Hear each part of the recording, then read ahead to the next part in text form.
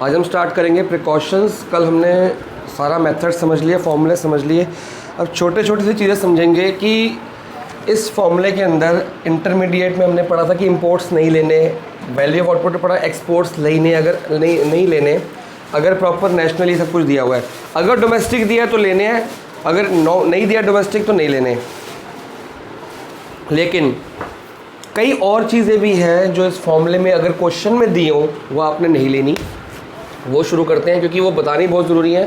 आपकी बुक में already list है, आप लोग उसमें से मार्क कर लेना। या फिर पहली चीज़ है इंटरमीडिएट गुड्स, जो बुक में लिखी है वो तो हमने वैसे ही लिख दी कि इंटरमीडिएट गुड्स हमने लेने ही नहीं है, हमने माइनस कर दिए।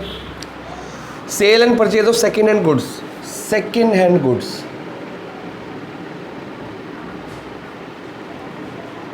सेकेंड हैंड गुड्स का सेल या परचेज कुछ भी आपने अगर दिया है क्वेश्चन में, आपने नहीं लेना। ये सारी चीज़ें हैं प्रिकॉशंस, मतलब नॉट टू बी टेकन। ठीक है, नॉट टू बी टेकन, ये सब नहीं लेना आपने। क्यों सेकेंड हैंड गुड्स क्यों नहीं लेना? अगर आपसे क्वेश्चन पूछ लिया जाए एक मार्क का कि क्यों नहीं लेना, क्योंकि हम जो पढ़ रहे हैं, हम पढ़ रहे हैं वैल्यू ऑफ आउटपुट, जो पूरे देश में चीज़ बनी है, एग्जैक्टली जब बनी है। तो ये सेकेंड हैंड गुड्स जब बना होगा, जब जैसे हमने वीट फ्लावर और उसका देखा था ब्रेड का, तो वो जब बनी है हमने तब लिखी। हम ट्रेडिंग नहीं देखते इसमें। हमने ये देखा पहले वीट था, वीट बना था, वीट बन के वीट से फ्लावर बना, ये बना था, ये आगे बेचा नहीं गया। ये नहीं था कि हाँ भी एक बंदे ने फ्लावर ख़रीदा और उसने फ्लावर बेच दिया आगे पैसा कमा के। ट्रेडिंग इसमें नहीं आती, इसमें मैन्युफैक्चरिंग आती है। तो वीट मैन्युफैक्चर हुआ था, प्रोड्यूस हुआ था, उससे फ्लावर बना था, उससे फिर ब्रेड बनी थी। अब मान लो जब ब्रेड एक फैक्ट्री ने बना के आगे बेची, तो पहले डिस्ट्रीब्यूटर को बेची होगी, फिर एक शॉप पे गई होगी। ये तो है नहीं ना कि डायरेक्टली हाउस तक चलेगी, एक शॉप तक गई होगी, शॉप से कंज्यूमर तक गई थी। पर हमने जो कल एग्जांपल पढ़ा था उसमें यहाँ पे हमने डायरेक्ट नहीं बोल दिया, ये शॉप या फिर कोई डिस्ट्रीब्यूटर हमने काट दिया। क्यों काट दिया? क्योंकि ब्रेड यहाँ से डिस्ट्रीब्यूटर के पास या शॉप के पास या कंज्यूमर के पास पहुँच रही है, सिर्फ उसकी प्रॉफिट मार्जिन बढ़ रहा है, लेकिन वो बन नहीं रही। वो यहाँ से लेके यहाँ तक सिर्फ ट्रेडिंग है, तो ट्रेडिंग हमने लेनी नहीं। क्योंकि एक ही चीज़ को अब ये मैंने पेन अगर मैं अपनी फैक्ट्री में बनाता हूँ तो इसमें आ जाएगी, अगर मैं पीछे से ख़रीद के आगे बेच देता हूँ तो इसमें नहीं आएगी। सिंपल सी बात। तो जो चीज़ मैन्युफैक्चर होती है वही ली जाती है। तो सेकेंड हैंड गुड्स भी जिस टाइम मैन्युफैक्चर होके पहली बार नए के तौर पर बेचे गए होंगे, वो इसमें ऑलरेडी आ गए होंगे। आप उसको दोबारा काउंट करके डबल काउंटिंग कर दोगे और ये सेकेंड हैंड गुड्स खाली बेचे जाते हैं। मैं अपनी गाड़ी सेकेंड हैंड बेचूंगा, मैंने खाली बेची है। अच्छा, और दूसरी एक बात है कि जो सेकेंड हैंड गुड्स हैं उस पर जब मैं गाड़ी बेचूंगा तो मैं कुछ कमा के तो बेचूंगा नहीं, मैंने तो नॉर्मल बेचनी। चलो मान लो कि कई लोग कमाते भी होंगे, सेकेंड हैंड गुड्स खरीद के आगे बेचते होंगे, तो खाली ट्रेडिंग ही हुई ना, कुछ बना तो नहीं रहे। जब तक कुछ बनेगा नहीं तब तक वो आउटपुट में आएगा नहीं। आउटपुट का मतलब क्या होता है? Finished goods. फिनिश गुड्स का मतलब जो मैन्युफैक्चर्ड गुड्स फिनिश हो गए हैं, जो एग्जैक्टली फाइनल गुड्स हैं।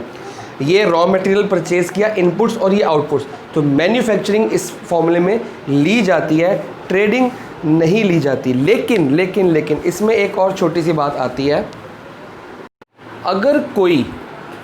अगर सेकेंड हैंड गुड्स नहीं लेने, बट ये तो हो गया नॉट टू बी टेकन, लेकिन इससे रिलेटेड कोई कमीशन है या कोई ब्रोकरेज है,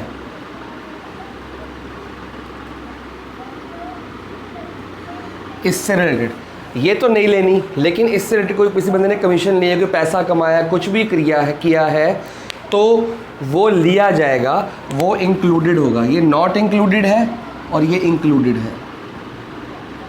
ये छोटी छोटी बातें ये इंक्लूड करेंगे आप। क्यों? क्योंकि जब ये 1000 की चीज़ मैं 1200 में बेचूंगा, या इसको बेचने के लिए मैंने ये 1200 बेचने के लिए मैंने 50 रुपये कमीशन ली, तो ये तो इसने कि बीच की ट्रेडिंग होगी, उससे कोई मतलब नहीं है। लेकिन ये तो मेरी इनकम हुई ना, और एक एक बंदे की इनकम इकट्ठी जोड़ के वैल्यू एडिड में डाली जाती है तो पूरी नेशनल इनकम निकलती है। तो ये हमारी इनकम है, तो ये नेशनल इनकम में काउंट की जाएगी। तो कोई भी कमीशन, कोई भी ब्रोकरेज या कोई भी एजेंसी का जो कंसल्टेंसी फीस होती है वो इंक्लूड करनी है। उसके बाद आता है production of services of self consumption. Domestic services are not included. Domestic services, domestic या सेल्फ कंजम्पशन सर्विसेज। अब इसका मतलब क्या हुआ बेसिकली सेल्फ कंजम्पशन सर्विसेज का? जैसे हाउसवाइफ जो किचन में काम करती हैं, आप हम लोगों की मदर्स एंड वाइफ्स वगैरह जो होती हैं, जो किचन में काम करके हमारे लिए खाना बना रही है, हमसे पैसे तो चार्ज नहीं कर रही ना, अगर वो क्वेश्चन में दिया है, क्योंकि उसकी मार्केट वैल्यू हमें नहीं पता। मैं अगर आपको पढ़ा रहा हूँ मैं एक चार्ज कर रहा हूँ, लेकिन मैं अगर अपने बेटे को पढ़ा रहा हूँ मैं उससे कुछ चार्ज नहीं कर रहा। तो ये सेल्फ कंजम्पशन, अपने लिए कोई सर्विसेज, ठीक है ना। अगर मैं एक इलेक्ट्रिशियन का काम जानता हूँ, मेरी इलेक्ट्रिक शॉप है, इलेक्ट्रिशियन की शॉप है, मैं किसी के घर पे जाऊँगा कुछ रिपेयर करने, मैं चार्ज करूँगा, लेकिन मेरे खुद के घर पे कुछ बिजली की खराबी होगी तो मैं मार्केट वैल्यू नहीं निकालूंगा उसमें। तो इस तरह की चीज़ें जो अपने लिए की गई हैं, जो जिसका कोई पैसा है मार्केट वैल्यू आप नहीं निकाल सकते, वो इसमें इंक्लूड नहीं की जाती। प्रोडक्शन ऑफ, लेकिन सेल्फ कंजम्पशन इंक्लूड नहीं करोगे, लेकिन अगर कोई प्राइवेट मेड रखी है आपने, अगर आपके घर में आपकी जो लेडीज़ हैं, जो घर पे फीमेल्स हैं या मेल्स कोई भी खुद खाना बनाते हैं तो वो इंक्लूड नहीं होगा। लेकिन अगर आपने मेड रखी है, उसको पैसा दे रहे हो, तो आपका वो इंटरमीडिएट में आ जाएगा, ठीक है।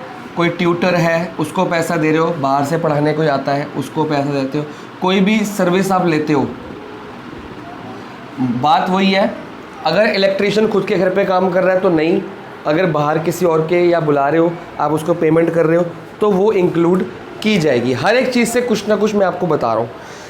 Production of goods for self consumption will be included, लेकिन ये तो सर्विसेज थी, लेकिन सेल्फ कंजम्पशन की गुड्स जो हैं वो इंक्लूड की जाएगी।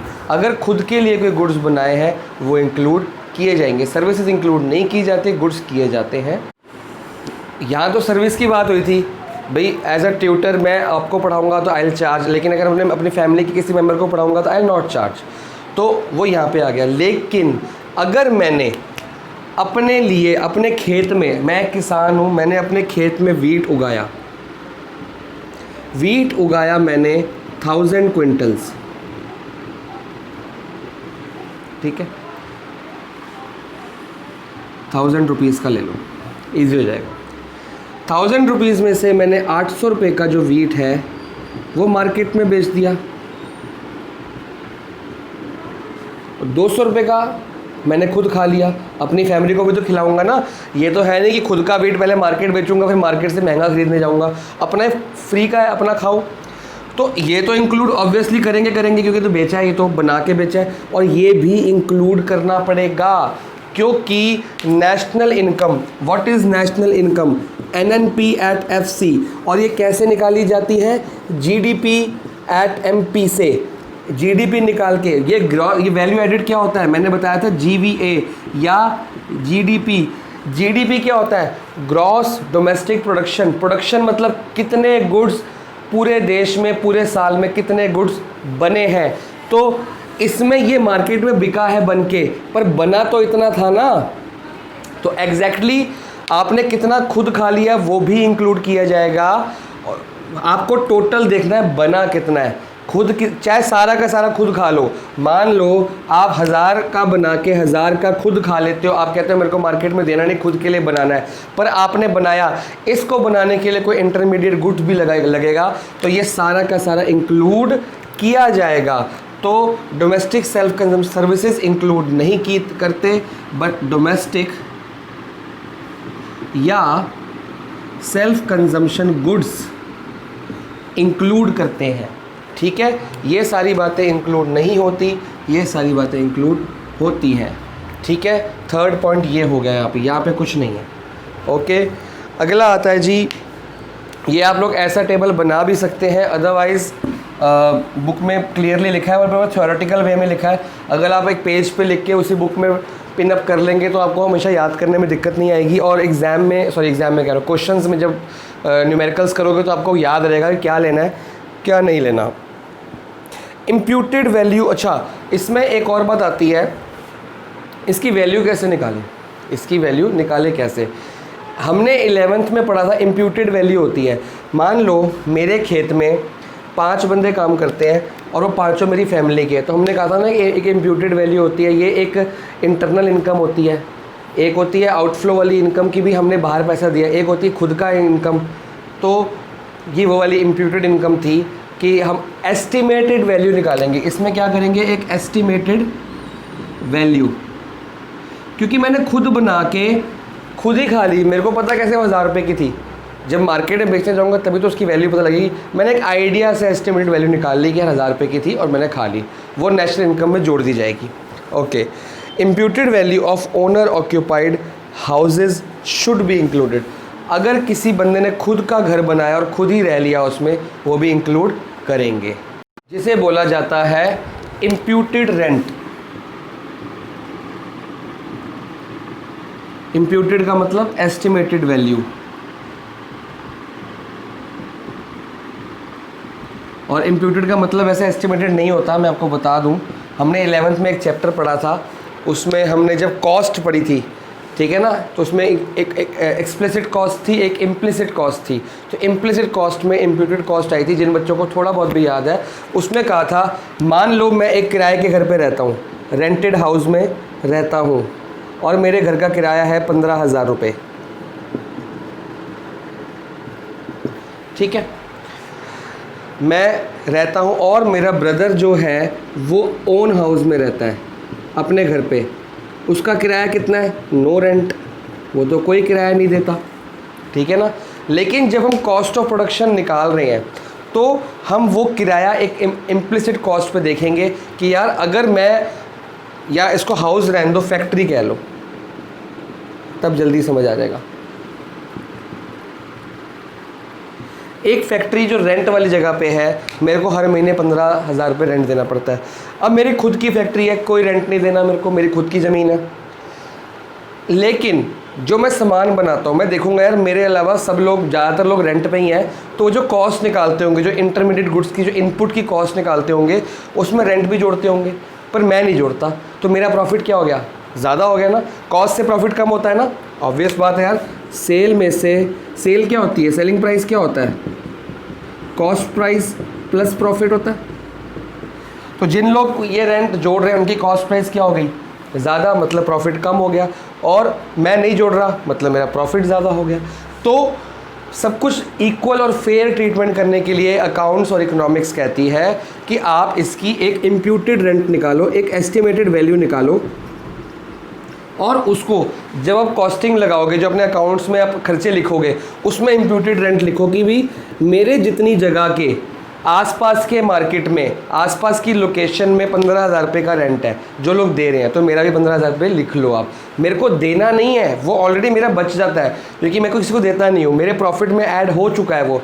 बट एक इम्प्लिसिट कॉस्ट लेनी होती है, जिसको हम इम्प्यूटेड रेंट भी कहते हैं। तो अगर आपकी खुद की कोई चीज़ है जिससे आप पैसा कमा रहे हो, और आपको उसका रेंट या उसकी कमीशन या कोई खर्चा उसका नहीं देना पड़ता, बट आप उसका खर्चा एस्टिमेट करोगे, वो एस्टिमेटेड रेंट या खर्चा कुछ भी फीस हो सकती है वो, या एक्सपेंस हो सकता है वो आपने इंक्लूड करना है। तो जब भी इम्प्यूटेड कोई भी चीज़ आ जाएगी गुड्स में या एक्सपेंसेस में, आप इंक्लूड करोगे, लेकिन सर्विसेज में आएगी तो आप इंक्लूड नहीं करोगे। तो कंफ्यूज नहीं होना है, याद करना है कि expenses, rent and expenses included है, गुड्स इंक्लूडेड है, सर्विसेज इंक्लूडेड नहीं है। अगला आता है G change in stock of goods will be included. ये हमने पढ़ ही लिया। वैल्यू ऑफ आउटपुट कैसे निकालते हैं, change in stock, sales plus change in stock का फॉर्मूला था। इसका फॉर्मूला क्या था, sales plus change in stock. तो वो कह रहा है लास्ट पॉइंट के चेंज इन स्टॉक को इंक्लूड करो, तो हमने फॉर्मूले में ऐड कर दिया, मतलब इंक्लूड कर दिया। और फर्स्ट पॉइंट कह रहा है इंटरमीडिएट गुड को एक्सक्लूड करो, तो हमने माइनस कर दी, पहले ही एक्सक्लूड कर दी, तो उसको लिखने का कोई मैटर नहीं है। ठीक है, ओके। इसको मैं मार्क कर दूंगा। आज अब आगे आते हैं प्रॉब्लम ऑफ डबल काउंटिंग। इस डबल काउंटिंग से कैसे बचा जाएगा, तो फटाफट से इसको मिटाते हैं। आप लोगों ने नोट करना है तो यू कैन नोट इट। इसके अलावा 2 पॉइंट्स और बुक में लिखे हैं, थोड़ा सा याद रखना कि अगर आपको एग्जाम में पूछा जाए कि क्या इंटरमीडिएट कंजम्पशन इंक्लूड की जाती है, तो आप बोलोगे यस सर, फटाफट से यस कर दोगे। क्यों सर, फॉर्मूले में तो है। अरे वो फॉर्मूले में माइनस हो रही है, माइनस करी जाती है, मतलब एक्सक्लूड, हटा दी जाती है। तो जो भी किसी चीज़ में फॉर्मूले में माइनस है वो हटा रहे हैं, वो उसको माइनस करके भगा रहे हैं, तो ये इंक्लूड नहीं होती, ये एक्सक्लूड की जाती है। ठीक है, तो फॉर्मूलेज भी याद करने हैं और चीज़ें भी याद करनी है। बढ़ते हैं डबल काउंटिंग, जो बहुत इंपॉर्टेंट। तो लास्ट क्लास में मैंने आपको बताया था, ये फॉर्मूला था कि आउटपुट में से ये माइनस कर दो तो ये आ जाता है। फार्मर ने कोई पैसा नहीं लगाया था और 500 रुपये का आउटपुट बनाया था, हमने लिख दिया वैल्यू एडेड 500। अब ये 500 की चीज़ किसके पास गई, मिलर के पास। सेम एग्जांपल लेंगे ताकि कन्फ्यूजन ना हो। 500 रुपये की इसने खरीदी, इंटरमीडिएट कंजम्पशन मतलब इनपुट, इसने 500 की खरीदी और 700 में आगे इसको क्या बना के, ये था इसका वीट, ये वीट खरीदा और आगे बना के बेचा फ्लार। ये फ्लार इसने खरीदा 700 रुपये का,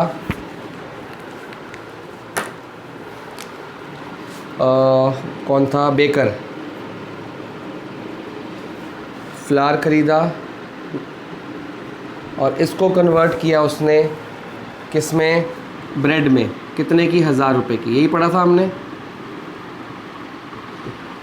तो हमने आइडिया लगाया भी, इसमें से ये माइनस किया वो। कई बार क्या होता है, बच्चे कर लेते हैं कि इंटरमीडिएट कंजम्पशन को भी या एग्ज़ाम में या जो रियल में नेशनल इनकम निकालते हैं इसको भी कैलकुलेट कर लेते हैं, या वो सारी आउटपुट ऐड कर लेते हैं। बोले कि इसने 500 की बनाई, इसने 700 की बनाई, इसने 1000 की बनाई, सबको ऐड कर लो, वैल्यू ऑफ आउटपुट सारी ऐड कर लो, आपकी जीडीपी आ गई। जीडीपी वो गलत मतलब समझ जाते हैं कि जीडीपी होती क्या है। जीडीपी क्या होती है, टोटल कितना प्रोडक्शन हुई देश में, वो। तो वो कहते हैं सर टोटल तो इतना बना, इतना बना, इतना बना, इनको ऐड कर लो, वी गॉट 2200।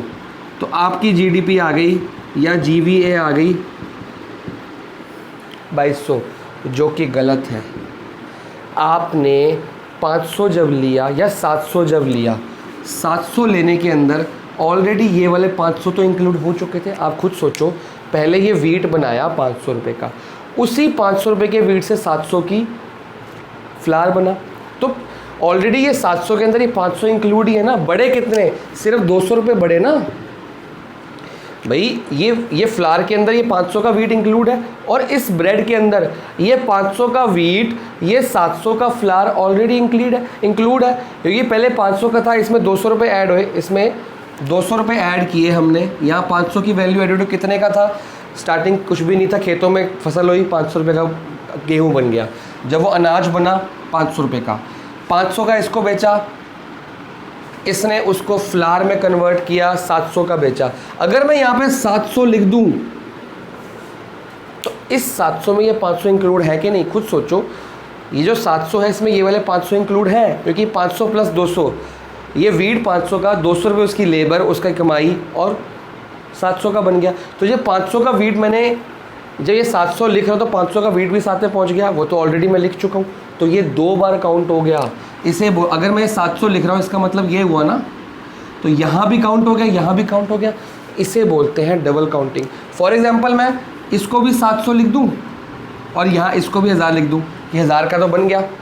तो इस 1000 में ये 500 ऑलरेडी इंक्लूडेड था वेट, फिर इसमें 700 रुपये की ब्रेड भी इंक्लूडेड थी, सॉरी फ्लार भी इंक्लूडेड था। तो 500 रुपये का वीट, 700 रुपये का फ्लार, 1200 का तो सामान इंक्लूडेड है, आप 1000 में घाटे में बेच रहे हो।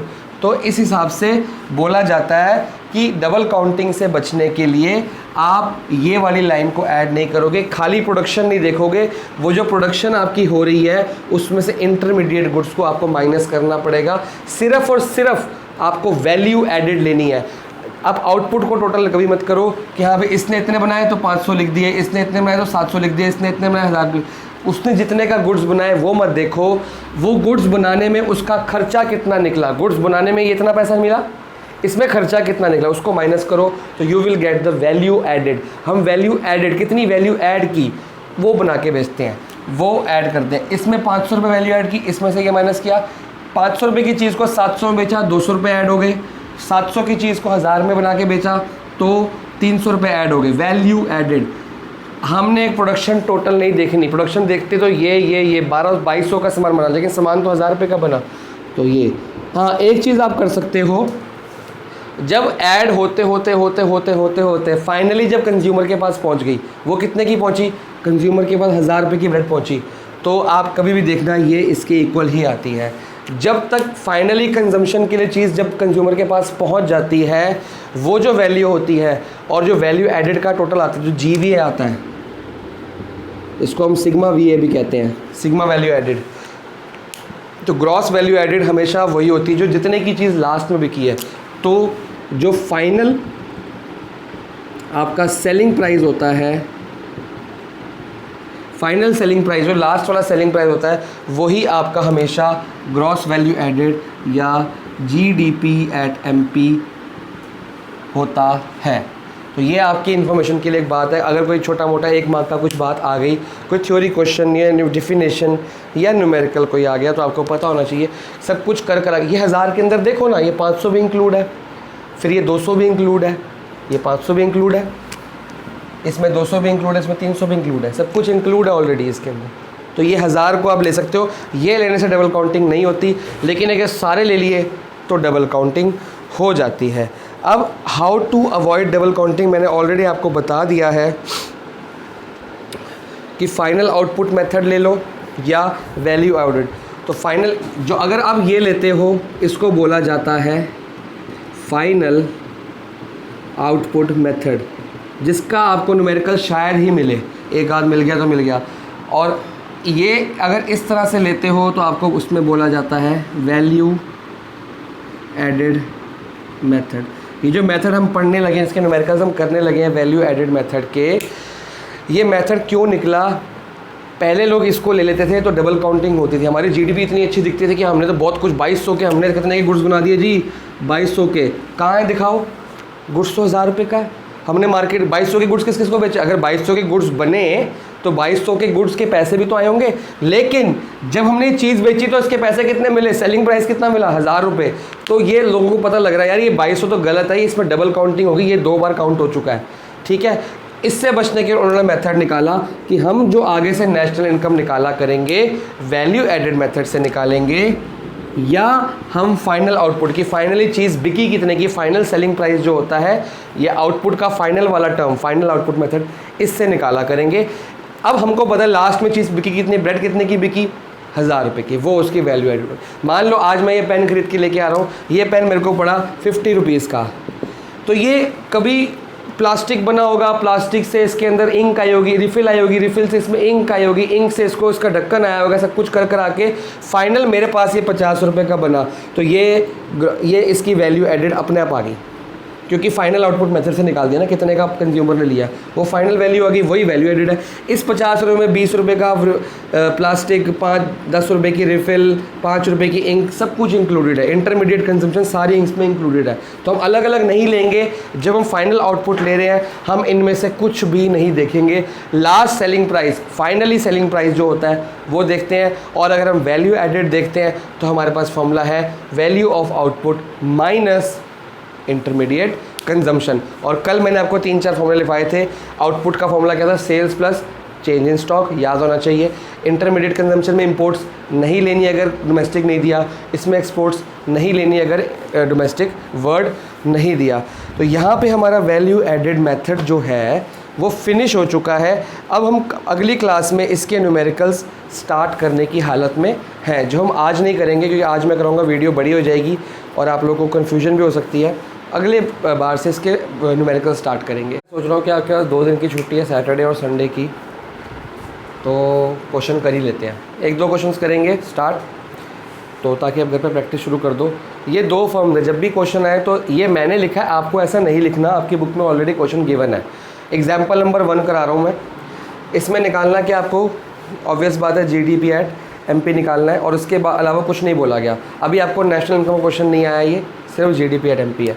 तो जीडीपी एमपी निकाल लो या वैल्यू एडेड की बात हो रही है। तो पहले बात करते हैं इसकी। तो हमारा फॉर्मूला क्या है? सबसे पहले तो वैल्यू एडेड बाय फर्म ए, ठीक है ना, या फर्म ए यहाँ पे लिख लेते हैं, फर्म ए की स्पेस बच जाएगी, आप लोग जैसे मर्जी लिखना। सबसे पहले आपने फॉर्मूला लिखना होता है, क्या फॉर्मूला होता है? Value of output minus intermediate consumption, ठीक है। हर क्वेश्चन में फॉर्मूला लिखना ताकि फॉर्मूले लिख लिख के याद हो जाए, अलग से याद करने ना पड़े। अब मेरी बात समझो, वैल्यू ऑफ आउटपुट का फॉर्मूला क्या था? अगर मैं इसको देखूँ तो क्या था? Sales plus change in stock. तो यहाँ पे सेल्स और चेंज इन स्टॉक के बारे में कोई बात नहीं हो, चेंज इन स्टॉक की बात नहीं, लेकिन सेल की बात है। अब डोमेस्टिक वर्ड आ गया, जब डोमेस्टिक वर्ड आएगा तो एक्सपोर्ट भी लेनी है, डोमेस्टिक आएगा तो एक्सपोर्ट भी लेनी है, और डोमेस्टिक परचेज आएगी तो इम्पोर्ट भी लेनी है, याद रखना। तो डोमेस्टिक सेल, तो यहाँ पे आएगा आपका, आपको लिखना पड़ेगा, जब आप लिखोगे तो आपको पूरा पूरा लिखना पड़ेगा, डोमेस्टिक सेल्स प्लस एक्सपोर्ट। ये क्या होगी आपकी वैल्यू ऑफ आउटपुट। इसमें प्लस चेंज इन स्टॉक भी आता है, बट अभी चेंज इन स्टॉक दिया नहीं हुआ तो कुछ नहीं है, माइनस इंटरमीडिएट कंजम्पशन। अब ये जो है देखो, ऑलवेज ये सेल से ली जाती है और ये परचेज से ली जाती है, ऑब्वियस बात है ना। ये आपकी आउटपुट है, आउटपुट आप बेचते हो, ये आपकी इंटरमीडिएट कंजम्पशन खरीदते हो, ये आपकी इनपुट है, इनपुट आप खरीदते हो। तो परचेज वाली चीज़ यहाँ पे है, कभी परचेज वाली चीज़ यहाँ मत लेना, कन्फ्यूजन दूर करने के लिए मैं हर चीज़ साथ साथ बता रहा हूँ। Domestic sales plus export, change in stock नहीं दिया हुआ, इंटरमीडिएट कंजम्पशन। अब यहाँ पे डोमेस्टिक वर्ड नहीं है, तो अगर यहाँ पे इंपोर्ट दिया होता तो भी हम इग्नोर करते, क्यों? डोमेस्टिक वर्ड नहीं लिखा। डोमेस्टिक है तो लेंगे, नहीं है तो नहीं लेंगे, तो सीधा 200 या फिर यहाँ पे लिख लो परचेजेस, ठीक है। इस हिसाब से ये आ गई वैल्यू 4000 प्लस 1000 माइनस 200, तो ये आ गई 5000 माइनस 200 4800, और ये जो वैल्यू है ये करोड़ में दी हुई है, तो रुपीज़ 4800 करोड़। ये रुपीज़ लिखना और ये करोड़ लिखना बहुत इंपॉर्टेंट है मार्क्स कटवाने से बचने के लिए। अब हम निकालते हैं फॉर्म बी का, तो फॉर्मूला वही है, उसी को कंटिन्यू करेंगे। फर्म बी के लिए आउटपुट मतलब सेल कितनी दी है? सेल्स, सेल्स में डोमेस्टिक नहीं लिखा, अगर इसके साथ एक्सपोर्ट दिया होता हम नहीं लेते। ये एक सिंपल बिगनर क्वेश्चन है, ऐसा सिंपल क्वेश्चन नहीं आता, हम बिगनर से कॉम्प्लेक्स की तरफ चलेंगे। तो वैल्यू और आउटपुट में आपको सेल्स दी हुई है जो कि है 2940, और इंटरमीडिएट कंजम्पशन मतलब परचेजेस दी हुई है। दोनों में कुछ भी नहीं लिखा, ना डोमेस्टिक ना कुछ, तो सिंपल सी वैल्यू है, वही ले लो। जो आपकी सेल्स है वही आपकी वैल्यू आउटपुट है। सेल्स वैल्यू आउटपुट का फॉर्मूला क्या है? Sale plus change in stock, change in stock नहीं दिया, कोई टेंशन नहीं है, ठीक है। तो इसमें से इसको हम लोग माइनस कर लेंगे तो 1640 करोड़ आ गया। आपका first illustration, first example complete हो गया। Now moving on to example number 2। मैं सारे एग्जाम्पल बोर्ड पे नहीं लिख सकता, तो आप लोग बुक में देखो और कॉपी करो। पूरा का पूरा एग्जाम्पल जो है मैं बोर्ड पे नहीं लिखूँगा, क्योंकि ऑलरेडी क्वेश्चन ही इतने बड़े बड़े हैं। पहले मैं क्वेश्चन लिखूँ, आपके पास बुक है, आपकी बुक में पेज नंबर 4.34 निकाल सकते हो आप, और जिसकी पुरानी बुक है वो थोड़ा सा मैच करे, या मैं बोलूँगा तो एडजस्ट करे। तो और जो चीज़ें नहीं लेनी होंगी, जो चीज़ लेनी होंगी वो तो आपको यहाँ दिख जाएंगी जिनके पास बुक पुरानी है, और जो चीज़ नहीं लेनी होंगी वो मेंशन कर दूंगा साइड पे कि नहीं लेनी, क्योंकि मैं बार बार बोर्ड पे क्वेश्चन लिखूँगा तो बहुत देर लग जाएगी और बोर्ड में इतनी जगह बचेगी नहीं। तो फर्म ए और फर्म बी का सामान दिया हुआ है एग्जाम्पल नंबर 2 में, आप आराम से देखो। इसमें आपको 2-3 चीज़ें निकालने को बोली। पहले तो बोला वैल्यू एडेड निकालो दोनों फर्म्स का, फिर आपको बोला जीडीपी निकालो, फिर आपको बोला एनडीपी भी निकालना है, वो भी फैक्टर कॉस्ट पे। तो एनडीपी बोला है, national net domestic product at FC बोला है। इसको नेशनल इनकम नहीं बोलते, इसको क्या बोलते हैं? डोमेस्टिक है ना, तो डोमेस्टिक इनकम बोलते हैं, ठीक है। तो डोमेस्टिक इनकम निकालने के लिए बोला है। तो सबसे पहले हम क्वेश्चन को आगे बढ़ते हैं। सबसे पहले फर्म के लिए चेक करते हैं कि दिया क्या क्या है। तो आपने पहले देखना कि सेल्स से रिलेटेड क्या, वैल्यू ऑफ आउटपुट का फॉर्मूला क्या होता है? Sales plus change in stock. तो सेल्स में क्या क्या दिया है? सेल्स बाय फर्म ए साफ साफ दिया हुआ है, तो मैं लिख दूंगा सेल्स बाय ए, ठीक है। इसमें डोमेस्टिक वर्ड नहीं दिया हुआ, तो मैं आगे कुछ देखूंगा ही नहीं। प्लस फॉर्मूला होता है change in stock, change in stock of firm A भी दिया हुआ है, तो कोई टेंशन वाली बात नहीं है। ये किसका फॉर्मूला है? इसका। अगर इस क्वेश्चन में, वैसे तो नहीं दिया हुआ, अगर इस क्वेश्चन में सेल्स के साथ साथ आपको एक्सपोर्ट्स दिए होते तो आप इग्नोर मारते, क्योंकि सेल्स के आगे डोमेस्टिक वर्ड नहीं दिया। अगर डोमेस्टिक दिया होता तो एक्सपोर्ट भी लिया जाता। तो ये दिया है, ये दिया है, मैंने लिख दिया फॉर्मूले में। माइनस इंटरमीडिएट के लिए क्या दिया है? परचेजेस दिए कि डोमेस्टिक परचेज दिए, दो ही बातें होती हैं। आपको दिया है सेल्स चेंज, आपको मैं साथ में लिख भी दूंगा कि कौन सा पॉइंट है ये आपका सेकंड पॉइंट है बुक में, और चेंज इन स्टॉक ये आपका फोर्थ पॉइंट है जिनके पास एग्जांपल्स हैं, ठीक है। उसके बाद है परचेजेस बाय फर्म ए दिया हुआ है 320 रुपये, वो आपका पॉइंट है माइनस परचेजेस। तो बाय फर्म ए लेना है आपने और कोई नहीं लेना, तो 320, और ये पॉइंट नंबर है 7। मैं पॉइंट नंबर लिख दूंगा, अगर आपको ना मिले तो आपको कन्फ्यूजन नहीं होनी चाहिए। तो सेकंड, फोर्थ और 7 तो आपने ढूंढना है, और कौन सा बच्चा ढूंढ पाएगा? वही बच्चा ढूंढ पाएगा जिसको फॉर्मूले याद होंगे। तो सेल्स बाय ए की वैल्यू है आपकी 500 रुपये, चेंज इन स्टॉक की वैल्यू है आपकी 20 रुपये, माइनस वो था आपका 320 रुपये, ठीक है। तो 520 माइनस 320, 5 में 3 गया करोड़, ठीक है। लेकिन एक बात और भूल गए, यहाँ पे रुपीज़ लगाना बहुत ज़रूरी है और करोड़ लगाना। अब निकालते हैं फर्म बी की value added by firm B की। फॉर्मूला सेम रहेगा, value of output minus intermediate consumption. अब आउटपुट के लिए क्या क्या दिया है, तो सेल्स को पकड़ते हैं सबसे पहले। Sales by firm B to general government. अब जनरल गवर्नमेंट को जो सेल्स दी है वो आपको लिखनी पड़ेगी, तो इसमें हम कैलकुलेट करते हैं। तो आप कहोगे सर जनरल गवर्नमेंट का मतलब, मैंने आपको स्टार्टिंग में बताया था कि GVA primary sector, territory sector, public sector, private sector सब आएगा, सबकी सेल्स लिख लो। तो इसमें एक सबसे पहली चीज़ आएगी सेल्स बाय, कौन सा लिखा है? सेल्स टू होगा, sales by firm B to general government. General government को जो सेल, अभी वैल्यू आउटपुट की बात कर रहा हूँ मैं, ठीक है। फिर सेल्स बाय फर्म में सेकंड पॉइंट है, छोड़ दो। Sales by firm B to households, तो हाउस होल्ड्स वाली सेल भी ली जाएगी, ठीक है जी। सेल्स टू हाउस होल्ड्स भी लिया जाएगा। उसके बाद आता है और कोई सेल दी है, और sales by firm A to firm B, एक बहुत इंपॉर्टेंट चीज़ दी हुई है। सेल्स बाय फर्म ए, जो लास्ट पॉइंट है 200 रुपये का, sales by firm A to firm B, इसका क्या किया जाए, इसको देखते हैं। एक इम्पॉर्टेंट पॉइंट है जो हमको नोट में लिखना है, मतलब हमको नहीं लिखना, मैं आपको लिख के दिखा रहा हूँ। एक चीज़ दी हुई है लास्ट पॉइंट, 10th पॉइंट दिया हुआ है, sales by firm A to firm B 200। तो आप बोलोगे सर जब फर्म ए की सेल्स ली थी हमने ये वाली, तो ये वाली हमने क्यों नहीं ली? ये हमने इग्नोर करनी है। क्यों इग्नोर करनी है? क्योंकि जब सेल्स बाय फर्म ए दे दिया, इसमें सारा सेल्स है, इसमें फर्म बी को जो सेल दिया था वो भी है, लेकिन इसकी टोटल सेल नहीं दी। इसकी टोटल सेल, एक वर्ड लिख दिया सेल्स बाय ए। जब सेल्स बाय ए आ गया, इसमें जनरल गवर्नमेंट की आ गई, हाउस होल्ड की आ गई, बी को जो सेल किया सब आ गई। तो जो ए ने सेल की थी बी को, वो भी इसमें इंक्लूडेड है, इसमें ऑलरेडी इंक्लूड है। तो इसको हम कैलकुलेट नहीं करेंगे, इग्नोर करेंगे, इंक्लूड नहीं करेंगे, ठीक है। और लेकिन इसकी टोटल सेल नहीं गिवन है, तो आप क्या करोगे, जब भी आप क्वेश्चन पढ़ोगे फटाफट टिक करते रहोगे हमको क्या पहले लेना है क्या बाद में। तो sales to general government, sales to households, और कोई सेल दी है फर्म बी की? फर्म बी की कोई सेल नहीं दी है, ठीक है। अब इसके अंदर आपने क्या ऐड करना है? चेंज इन स्टॉक, ठीक है। चेंज इन स्टॉक कितना दिया है देखते हैं।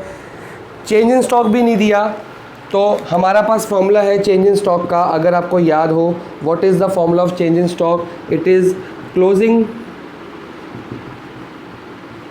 Stock minus opening stock. तो इसी में कर लेंगे, यहाँ ऐड होता है, प्लस चेंजिंग स्टॉक है ना, तो प्लस में कर लेंगे, प्लस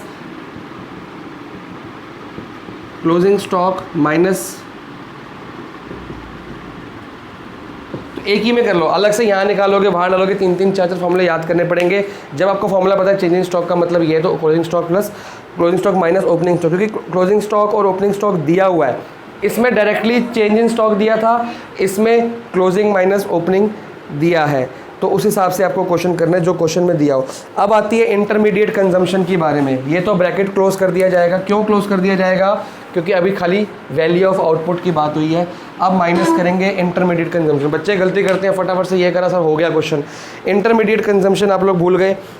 इंटरमीडिएट कंजम्पशन में देखो परचेजेस के नाम पे कोई क्या चीज़ दी है क्वेश्चन में।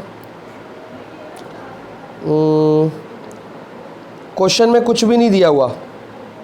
क्वेश्चन में आप देखो तो कुछ भी नहीं दिया हुआ, तो क्या मतलब इंटरमीडिएट कंजम्पशन है? नहीं है। है। आपको एक चीज़ अभी मैंने मिटाई थी, गलती कर दी मैंने मिटा के, ये लिखा है sales of firm A to firm B, अभी लिखा था ना 200, और मैंने इसको कहा था इसको इंक्लूड नहीं करूँ। क्यों? क्योंकि ऑलरेडी टोटल सेल्स दी थी ए की, तो ये ए की सेल्स है फर्म बी को, तो इसलिए इंक्लूड है। यहाँ पे अगर ये सेल्स ना दी होती टोटल वाली तो हम ये लेते, जैसे इसकी टोटल सेल्स नहीं दी थी तो हमने गवर्नमेंट की भी ऐड की, हाउस होल्ड की। अगर ये गवर्नमेंट की दी होती, हाउस होल्ड की भी दी होती, साथ में टोटल सेल्स भी दी होती, तो हम ये भी ना लेते, ये भी ना लेते, सिर्फ टोटल सेल्स लेते, पहली बात। अब ये सेल्स इसकी दी थी इसलिए हमने ये सेल्स ए की नहीं ली, लेकिन यहाँ पे इंटरमीडिएट कंजम्पशन के नाम पे कोई परचेजेस नहीं दी बी की। तो जब बी की परचेजेस नहीं दी तो आप खुद सोचो, जो ए ने बी को सेल किया है वो ए के लिए क्या है? सेल, लेकिन बी के लिए क्या है? वो परचेज। ऑब्वियस बात है ना, मैं अगर ए हूँ, मैं बी को कुछ बेच रहा हूँ, तो बी के लिए तो परचेज है, बी तो वो खरीद रहा है। अगर बी की परचेजेस भी दी होती तो ए की जो सेल है वो बी की परचेज है, तो ये सेम अमाउंट जब ए का कैलकुलेट कर रहे हो तो आप नहीं लोगे क्योंकि सेल्स दी है, लेकिन सेम अमाउंट जब आप बी को कैलकुलेट कर रहे हो तो आप लोगे क्योंकि बी की परचेज नहीं गिवन। बिना परचेज के हम वैल्यू एडिड कैसे निकालें? और ये चीज़ हमको गिवन है, sales of A to B, मतलब ए की सेल्स बी की परचेज। तो थोड़ी सी कन्फ्यूजन दूर करने के लिए परचेज ऑफ बी फ्रॉम ए, तो ये चीज़ों को मैंने बताना था। ये हर क्वेश्चन में, आप ये सोचो कि सारे क्वेश्चन एक जैसे नहीं होंगे, हर क्वेश्चन में कोई ना कोई ट्विस्ट होगा, एक पॉइंट नया होगा। इसमें ये वाला पॉइंट नया था। मैं जितने मैक्सिमम क्वेश्चंस करा पाऊंगा एक हफ्ते में आपको कराऊंगा, फिर सेकंड मेथड स्टार्ट करेंगे और आपने घर पे ट्राई करना है। तो वैल्यू डालते हैं, सबकी वैल्यू डाल दो आप लोग। सेल्स इसकी 100 रुपये दी हुई है, इसकी 350 रुपये दी हुई है, और ये जो क्लोजिंग स्टॉक है ये 40 रुपीज़ दिया हुआ है, और ओपनिंग स्टॉक 30 रुपीज़ दिया हुआ है। और यहाँ पे आप लोगों ने ब्रैकेट क्रॉस कर देना है, और इसको भी चाहो तो लगा सकते हो आप, नहीं भी लगाओगे तो कोई फ़र्क नहीं, प्लस माइनस में ब्रैकेट की कोई वैल्यू नहीं है, मल्टीप्लाई में होती है, तो लगाओ चाहे ना लगाओ कोई फ़र्क नहीं पड़ता। यहाँ लगाओ तो भी ठीक है, नहीं लगाओ तो भी ठीक है। ये एक मेंशन हो जाता है कि चेंज इन स्टॉक का फॉर्मूला आपको पता है। ओके, परचेजेस ये 200 रुपये यहाँ से ले लेंगे। अब सिंपल प्लस माइनस है, कुछ इसमें तिगड़म नहीं है। 350 प्लस 100 450, 450 प्लस 40 490, 490 में 30 गया 460, 460 में से 200 गया 260, तो 260 करोड़ आया। मैंने बड़ी जल्दी जल्दी लगाया है, हाँ ठीक आ गया जी, मतलब मेरी मैथ्स ठीक है, आप लोग भी ठीक कर लो। और आज की वीडियो में सिर्फ 2 एग्जाम्पल्स में कराऊंगा। इसके ऊपर बेस 3 से 4 या 5 क्वेश्चन में आपको भी छांट के दूंगा जो इजी लगे आपके लिए, तो वो आपने घर पे ट्राई करने हैं। और होमवर्क हर क्लास का सेंड करना है आज के बाद। आज फ्राइडे है, अब वीडियो नेक्स्ट जो आएगी मंडे को आएगी। आपके पास 2 दिन है, आप फॉर्मूलेस लर्न करो, मेथड्स को स्टडी करो, और हर क्लास का होमवर्क आप लोगों ने सेंड करना है। ये मत करना कि कल भेज देंगे परसों भेज देंगे, हर एक दिन छोड़ के वीडियो आती रहेगी, हर एक दिन छोड़ के होमवर्क बढ़ता रहेगा। जो लोग आगे साथ साथ होमवर्क करते रहेंगे उनके डाउट्स मैं लेता रहूँगा। जो लोग मंडे का होमवर्क मेरे को फ्राइडे को दिखाएंगे उनका मैं डाउट नहीं लूँगा, मैं पहले ही बता रहा हूँ। मंडे का होमवर्क आपको वेडनेसडे से पहले वेडनेसडे का होमवर्क फ्राइडे से पहले करके मेरे को डाउट्स पूछने हैं। अगर आप पूछ लोगे साथ साथ तो ओके है, वरना मैं कुछ नहीं कर सकता। जिन लोगों के एग्ज़ाम्स हैं आने वाले हैं उन लोगों को छूट है, वो एक आध दिन ऊपर नीचे कर सकते हैं। वो सिर्फ 2 बंदे हैं, वो अपने बंदे नाम जानते हैं, बाकियों का नाम नहीं लूँगा मैं। ओके, तो ये चीज़ों का आपने ध्यान रखना है। जिनके एग्ज़ाम्स हैं वो उनके लिए छूट है, बाकियों के लिए कोई छूट नहीं है। और इन बिटवीन जो मैंने आपको डेट शीट दी है, उस डेट शीट वाले दिन मैं आपको होमवर्क में कमी कर दूंगा ताकि आप पढ़ाई अच्छे से कर सको, वो मैं एडजस्ट कर दूंगा।